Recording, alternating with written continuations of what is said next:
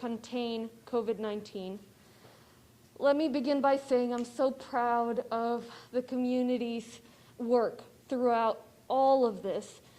The aggressive steps we've taken are nothing if we don't have buy-in and participation and sacrifice from each and every member of this community. And because of you, we are where we are today, where the curve of admissions to hospitals is flat. It's not where we wish it were, but it's also much better, much better than where we could have been.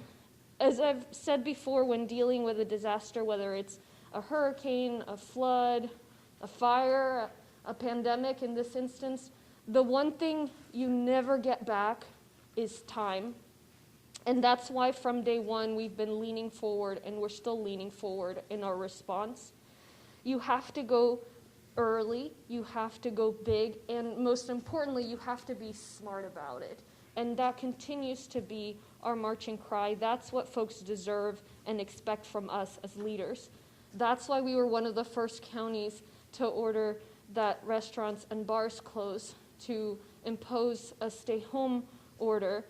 That's why we asked folks to wear face coverings, why we've set up our own small business recovery fund, why we set up a medical shelter of last resort at NRG as an insurance policy from surge. But we're not through this. I'm just as eager as anyone to get the economy back up and running.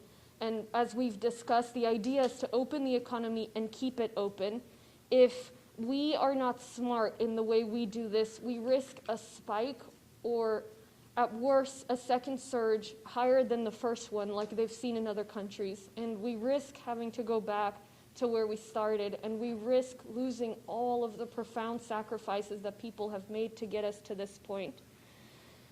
Yesterday, the governor announced his plan to begin reopening on May 1st, and I appreciate the support he's provided us with NRG, with testing, additional PPE for our community. But as the epicenter of COVID-19 in Texas, we in Harris County can't take our eye off the ball. Frankly, I think that containing this virus will be a tall order given the May 1st timeline. But we're going to do everything we can, move heaven and earth to try and make it work, because we've made so many gains due to profound sacrifices and work from each of you, and we can't put that to waste. We've been working for weeks, day and night, on a structure and a timeline for how to responsibly reopen. And so we are basically implementing that structure we've been developing in a much more compressed timeline, and we're going to do everything we can to try and make it work. With good reason, folks are concerned about there being a second wave, and that's what I'm concerned about too. So that's what this helps guard against. We will do everything possible to preserve what we've accomplished thus far within the governor's structure, and so I have a framework that will help us get there. That doesn't mean that by following this framework necessarily we will succeed, but it will give us our best shot within the circumstances.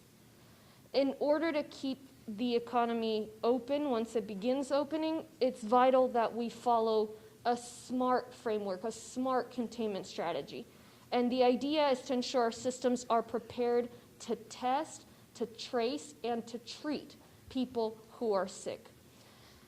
So let me run through this briefly. Our approach starts with testing, growing our ability to test, and most importantly, to get tests to where they need to be. Our assessment is that for every person who tests positive, they've had around 20 contacts, and particularly if folks are going to start being out and about a little bit more. And so this is about identifying the first person who is sick and then being able to test the other folks that may be positive. Beginning this week, the county will have the ability to test up to 1,600 residents per day. And as part of this effort, we announced yesterday a strike team that's starting today that goes into nursing homes and congregate settings to test residents, to evaluate practices. This will continue to grow. We also announced additional pop-up locations, which will start on Thursday. So now we have 6 locations, 4 mobile ones, pop-up ones, and 2 fixed ones in Katy and Baytown, in addition to the resources we've brought over on the 2 Walgreens site. We've been burning up the phone lines. We've been lobbying hard for more testing, and we're going to continue to do that. Right now, we're getting there. We think we're pretty much there in terms of being able to test around 20 tests per person who is positive. But of course, if we have too many cases, we'll quickly run out of tests. And also, the more tests we have, the more we can go proactively into areas like congregate settings. So we're going to continue to do that. The most important thing is, in order to test all the new cases and their contacts with existing resources, for us to be safe, it's imperative that we keep the new cases per day at around and below 100, below 100 new cases per day. That's why we rely entirely on each and every one of you, and that's why this framework is the best we have within the circumstances, but it doesn't mean that we need to stop putting in all our efforts. We're just giving our community the best shot we possibly have, given the timeline. Our second approach, the second piece of the framework, involves tracing.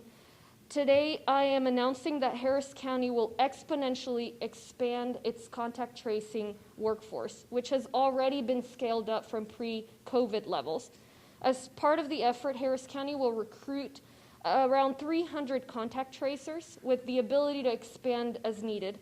These are folks who are going to reach out to people who have come into contact with someone who's infected, ensure they get tested, and ensure that they isolate for at least 2 weeks so that they're not spreading the virus. And there it's about containing, limiting the spread of the virus so that it doesn't spread even further. Potential sources of the additional workforce are new hires, contractors, existing Harris County staff, volunteers, all of whom will be recruited and will be trained by experienced epidemiologists and experienced staff. Today at Commissioner's Court, we have an item to hire an army of scientists, experts, and contact tracers to begin working toward that goal of 300 as fast as possible. And so we're going to be hiring basically the supervisors, the most experienced additional people on top of what we already have. And over the next few days, we're going to work furiously to train and onboard folks as fast as possible. This is something that was already underway, but we're doubling up the speed, the resolve, and you can be sure folks are working literally day and night to get this stood up. Final piece is treatment, and this one is tougher, and it's the piece we've discussed several times. Our hospital admissions are not where they need to be. They're not as low as they need to be so that there is enough of a buffer for hospitals to sustain a new wave of cases. That's concerning, but if we're going to move forward, and per the governor, we're going to do it. So to the extent that you minimize contacts, to the extent that you wear masks, that you do your part, we're going to keep our hospitals in a positive position. And that continues to be on all of us. We're constantly in touch with the leaders of our hospital systems.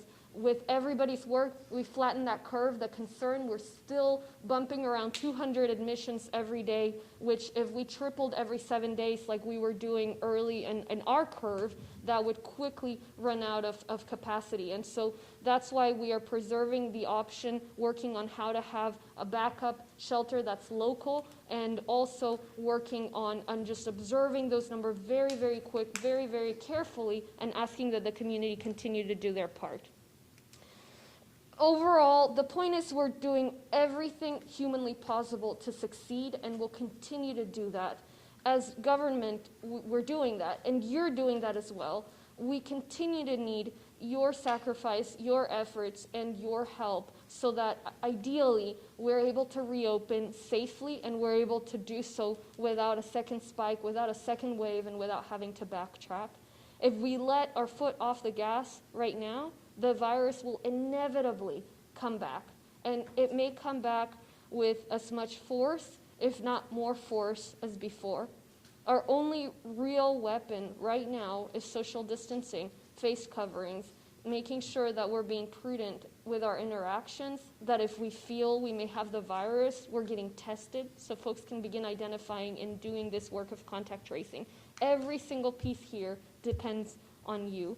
And this is a war that's very much still going on. So I want folks to know that we are still in the middle of it. We're going to keep going after it. We're going to continue using every tool in the toolbox. We're going to continue working with the best experts that worked with us to develop this framework. And we're going to continue to need your help. I know that both lives and livelihoods are important to the people of Harris County, and that's what this is about. I'll conclude there, repeat my remarks in Spanish, and then Dr. Shaw will give some brief remarks before we answer questions.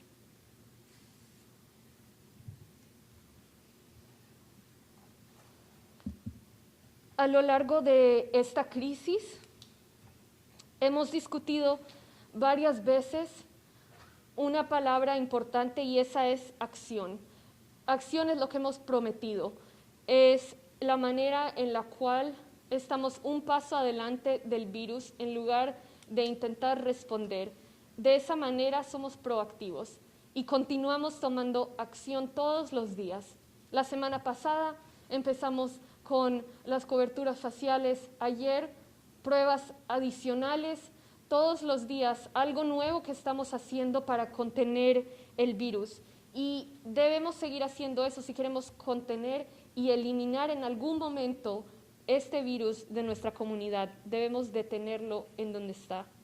Primero quiero agradecerles a todos por su apoyo, por lo que están haciendo. Gracias a su trabajo estamos donde estamos el día hoy, que es una curva que se ha aplanado, no ha bajado a donde nos gustaría, pero tampoco ha subido a tales niveles como se han visto en otras partes. Como he dicho antes, cuando manejamos un desastre, bien sea un huracán, una inundación, explosión química o una pandemia como esta, una cosa que jamás recibimos de más es tiempo. No hay tiempo de sobra. Y por eso desde el primer día de esta crisis hemos estado trabajando en ser proactivos y pensar en qué es lo siguiente, cómo más podemos ser más inteligentes que este virus. Por eso fuimos uno de los primeros condados en Texas de cerrar los restaurantes y los bares, en implementar la orden de quédese en casa. Es por eso que le pedimos a todos que utilizaran mascarillas, coberturas faciales, por eso establecimos un fondo para las pequeñas empresas, creamos un refugio médico, una póliza de seguro en el centro de NRG, pero todavía esto no acaba, estamos prácticamente en la mitad, si mucho. Como todos ustedes, quiero que la economía vaya a reanudarse, que podamos retomar nuestras actividades y por eso es que estamos tomando la estrategia que hemos tomado. Es porque sabemos que si no abrimos o reabrimos la economía poco a poco, de manera paulatina, de manera inteligente, arriesgamos otro pico, arriesgamos otra curva y arriesgamos que esta segunda fase sea peor que la primera. Y arriesgamos el deshacer todo el progreso, todos los sacrificios que ustedes han hecho. Entonces, sé que el gobernador anunció ayer su plan de reabrir muchas partes de la economía el 1 de mayo. Aprecio mucho el apoyo que él nos ha dado en cuanto a más pruebas, también ayudarnos con el refugio médico en NRG, con materiales de protección personal. Pero somos el epicentro del coronavirus en Texas. Aquí en el condado Harris tenemos la mayoría de los casos son más que los otros condados. Estamos realmente en el centro de la crisis y no podemos darnos por vencidos. Realmente, si somos honestos, yo creo que el contener los casos va a ser un poco difícil con este horario del 1 de mayo. Pero no podemos arriesgarnos a eliminar los pasos positivos que ha tomado la comunidad. Entonces estoy comprometida de intentar hacer todo lo humanamente posible porque sea exitoso este paso que está tomando el gobernador. Por muchas semanas ya hemos estado trabajando en una estructura, en un horario para reabrir poco a poco y hemos estado trabajando en estrategias para contener el virus en determinadas áreas, en casos individuales y no tener el virus a lo largo de toda la comunidad. Lo que vamos a tener que hacer es acelerar ese plan, acelerar esas estrategias y lo estamos haciendo, seguiremos trabajando día y noche para intentar que esto sea exitoso porque no podemos simplemente eliminar todo el progreso que se ha hecho. Hay muchas personas que están preocupadas por la opción de una segunda ola de casos, comparto esa preocupación y es por eso que seguimos tomando estos pasos. Entonces, voy a explicar brevemente lo que es nuestra estructura para responder a esta crisis. Primero, el primer paso son las pruebas. Si queremos reabrir el 1 de mayo, necesitamos una estrategia de pruebas, de rastreo y de tratamiento. Entonces, empezando con las pruebas, se trata de expandir nuestra habilidad de hacer pruebas, de llevar las pruebas a donde deben estar. Por cada caso positivo, nuestros análisis dicen que necesitamos hacerle pruebas a unos 20 contactos. Entonces, empezando esta semana, el condado tendrá la habilidad de hacer hasta 1,600 pruebas al día y continuaremos a abogar por más pruebas. Ayer anunciamos un equipo de ataque para llevar las pruebas a centros de personas mayores, de personas sin hogar, para evaluar las condiciones en esos sitios. Eso empieza el día de hoy. También hemos creado 2 sedes de pruebas adicionales, los cuales empezarán el jueves. Entonces ya tendremos 4 sedes móviles, más las 2 que están, una en Baytown y una en Katy. Hemos trabajado por semanas, hablando por teléfono todo el día, hablando con otros niveles de gobierno, pidiéndoles más pruebas, más capacidad, y relativamente estamos donde queremos estar. Estamos a tal nivel que sí vamos a poder absorber estos casos, hacer las pruebas que se deben hacer, pero obviamente necesitamos más. Entre más podamos hacer, más vamos a poder ser proactivos, hacerle pruebas a personas no solamente que hayan llegado positivas y sus contactos, sino también áreas como centros de retiro y este tipo de lugares. Para poder hacer pruebas a todos los casos nuevos y a los contactos de esos nuevos casos, necesitamos que el número de casos no suba de 100 casos nuevos diarios. Estamos alrededor de eso y es ahí donde nos tienen que ayudar ustedes, porque si llega un punto en el cual simplemente no tenemos suficientes pruebas para evaluar tanto las personas como los contactos de las personas, si es que hay muchas personas diariamente que se están infectando. Entonces, es por eso que necesitamos el apoyo de todos. La segunda parte de nuestra estrategia es el rastreo de los casos. Y como parte de ese esfuerzo, vamos a expandir nuestro equipo de rastreo de una manera exponencial. Vamos a reclutar alrededor de 300 rastreadores con la habilidad de expandir y crecer a como sea necesario. Estas son personas que van a contactar a individuos que hayan estado en contacto con una persona infectada. Les van a hacer la prueba y les van a pedir que se aíslen por 14 días. De esa manera vamos a poder aislar, contener el virus, intentar prevenir que continúe esa expansión y que tengamos que cerrar todo nuevamente. Vamos a contratar trabajadores temporales, contratistas, trabajadores ya del condado, voluntarios, y todas estas personas serán entrenadas por expertos que ya han trabajado con nuestro Departamento de Salud Pública. Ahora, el día de hoy, de hecho, en la Corte de Comisionados vamos a estar aprobando la contratación de científicos, de expertos, de rastreadores, más expertos para ya empezar a movernos hacia esa meta de 300. Y en los días que vienen estaremos trabajando 100% para intentar reclutar y entrenar a esas personas lo más rápido posible, dada el horario del gobernador del 1 de mayo. Finalmente, la última pieza es el tratamiento, y esta pieza es un poco más difícil. Ahí es donde hemos hablado de las admisiones hospitalarias y el hecho de que es necesario de que hayan suficiente espacio en los hospitales para que si se ve un incremento exponencial en esa curva de admisiones, que no se queden sin espacio los hospitales. Lastimosamente no ha bajado la curva a un nivel todavía seguro, está en un nivel preocupante, por ahí unos 200 o más casos al día, admisiones al día que estamos viendo a los hospitales. Eso es preocupante porque si se empezara a triplicar las admisiones cada semana, lo que estaba sucediendo hace un par de semanas aquí en el condado Harris, rápidamente nos quedaríamos sin espacio. Pero dado el plan, pues tenemos que trabajar con lo que tenemos. Estaremos observando ese número muy de cerca y si hay más indicadores preocupantes y se empieza a ver que eso empieza a subir, ahí tendremos que hablar con el gobernador y ver qué pasos vamos a tomar. El mensaje principal es que estaremos haciendo todo lo humanamente posible por asegurarnos que protejamos el progreso que hemos logrado en esta comunidad gracias a cada uno de ustedes. Si nos damos por vencidos, si nos relajamos demasiado, el virus definitivamente va a regresar. El virus está acá y la preocupación es que la segunda ola sea peor que la primera.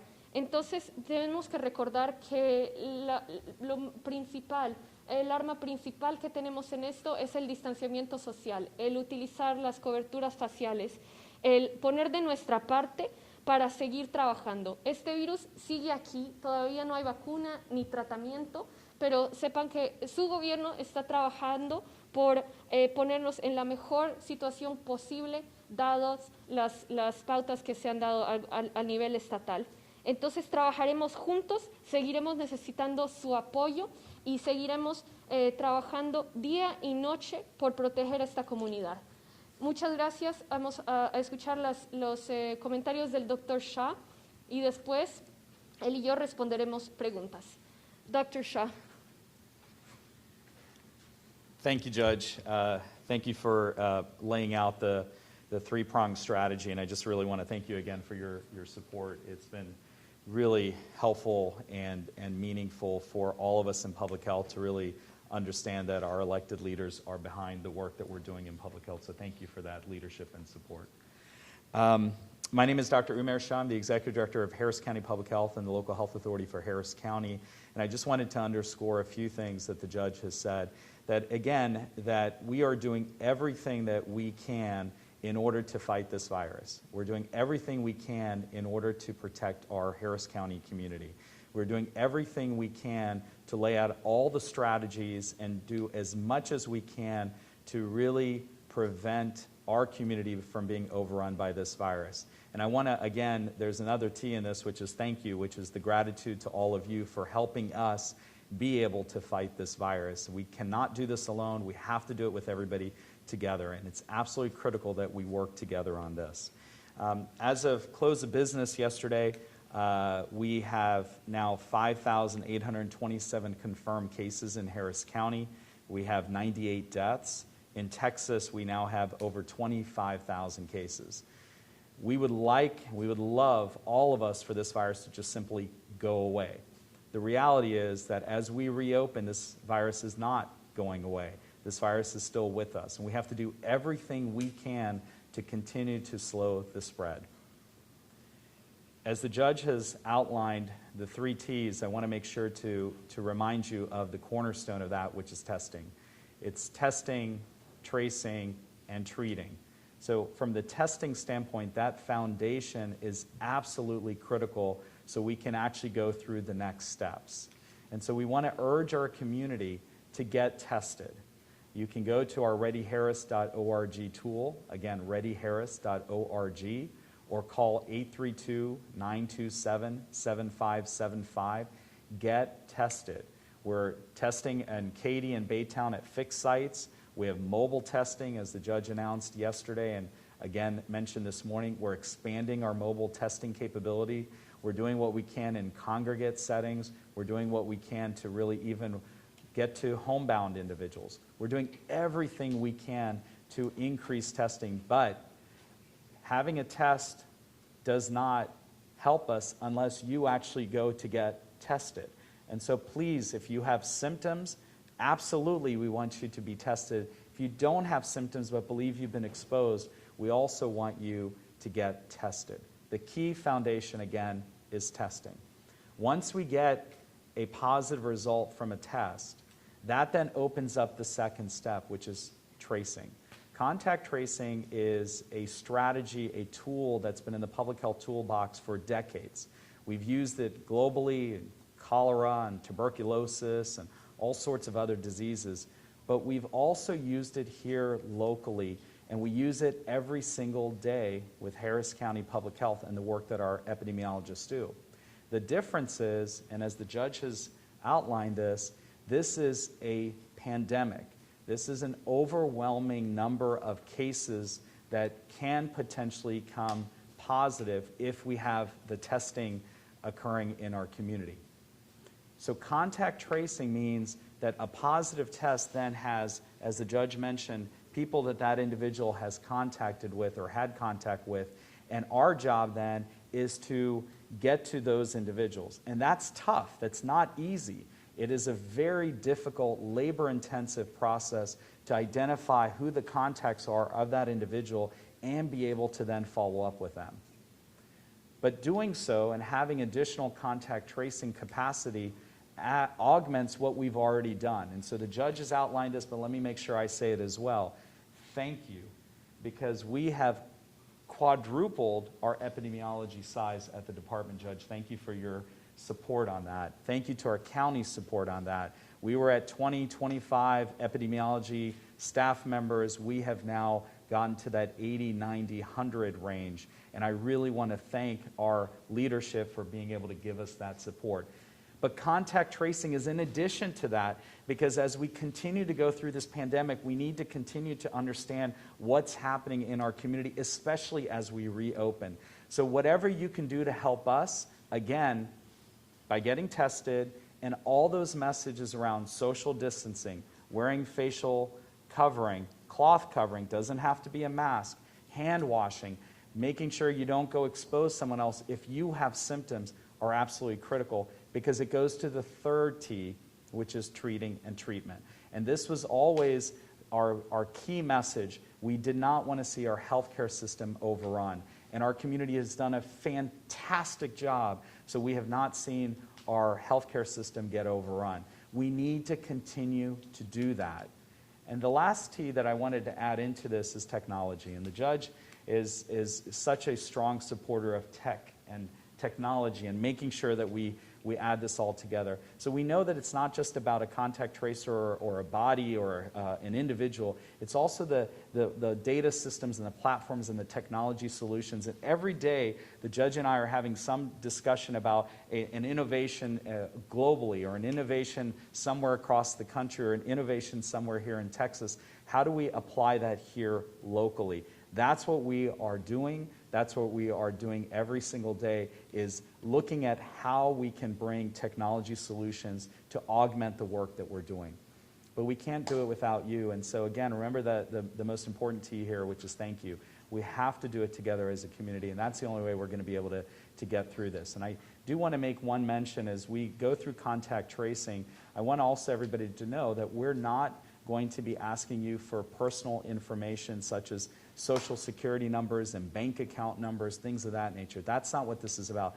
We're asking for health information that will be protected, and that health information allows us to continue to fight this virus. So with that, I just want to thank you, Judge, again. Thank you to our community, and we're open for questions. Thank you so much, Dr. Shah. We'll take questions from the press now. Hi there. Good morning. Thanks for having us here today. One of the things I wanted to just clear up, you're not standing in the way of the governor's plan to reopen the state. This is sort of in conjunction with his plan that he announced yesterday. Is that right? Could you kind of give us sort of how these two things are going to work together? Yeah, so we've always talked about how we want to get the economy back on track safely. And this is a plan that we've been developing independently of, the steps taken by other levels of government.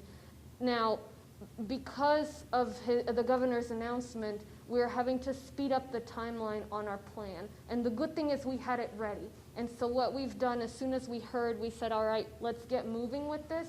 It perhaps surely earlier than I would have done it, but we have it. And so I wanted to share with the community what we are going to do as the economy begins reopening in order to contain and root out as best we can the virus. So this is in many ways a response, but yes, it works hand in hand with the reopening strategy. And I don't know if you can speak to this yet or not, but a lot of people are talking about those, other people who are not essential workers, the non-essential people, the office workers, the hairstylists, those sorts of people. Do you have any idea at this point when we might see those types of workers and those types of businesses come back online? Look, all of this has been driven by data. That's the only reason we've succeeded, is as soon as we saw our case counts go up, we took bold, aggressive steps to begin closing things down. Folks did their part, and we were able to curb the bulk of the spread. And the same math stands now. We can't pull a date out of thin air and expect that the virus is going to comply with it.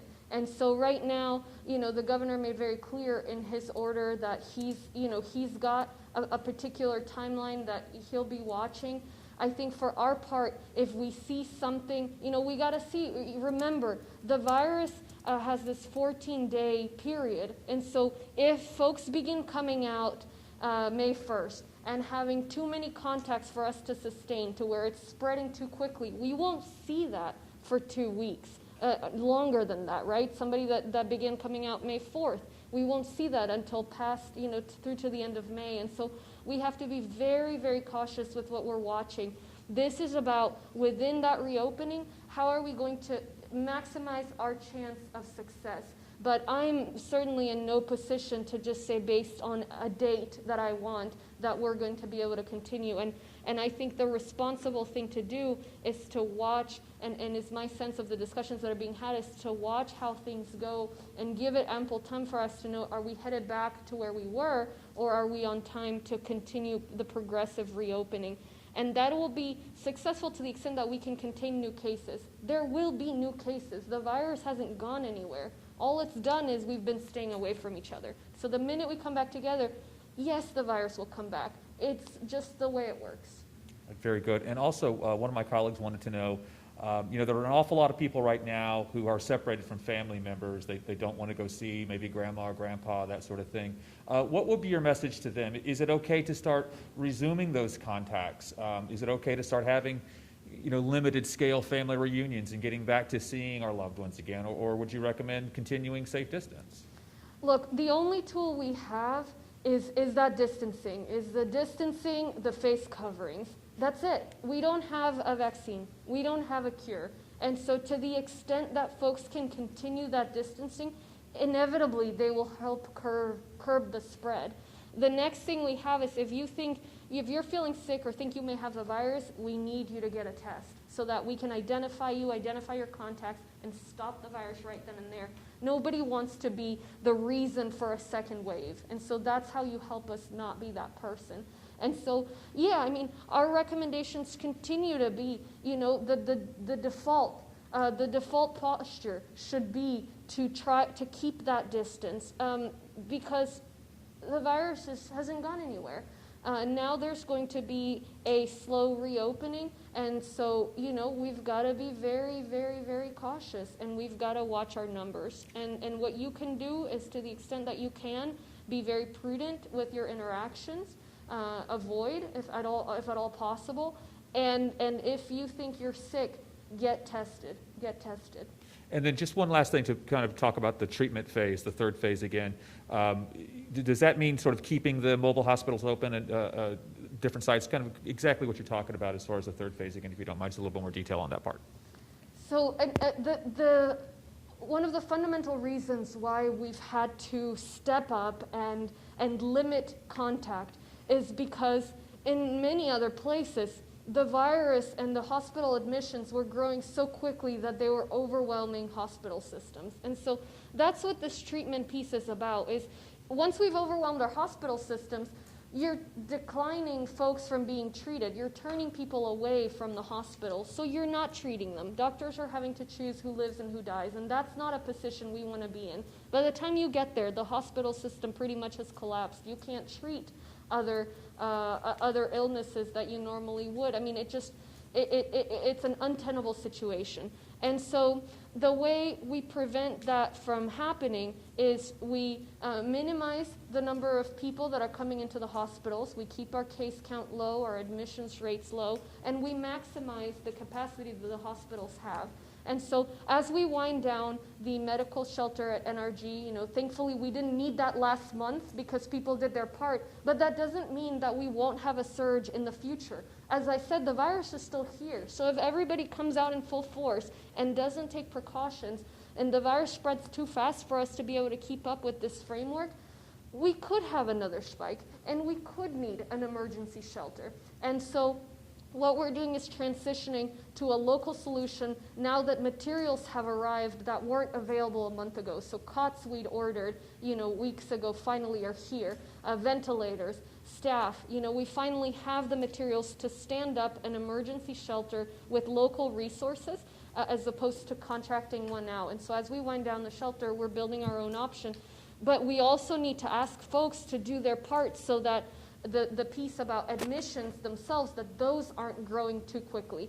And right now we're at about over 200 admissions a day, which the hospital leaders tell us a bit high, to where we need to be. But you know what? We're gonna do our best within the circumstances. And I hate to bring up budgetary concerns when you're talking about lives, but the ramping up of the 300 contact tracers, do we know how much that'll cost or where that money will come from?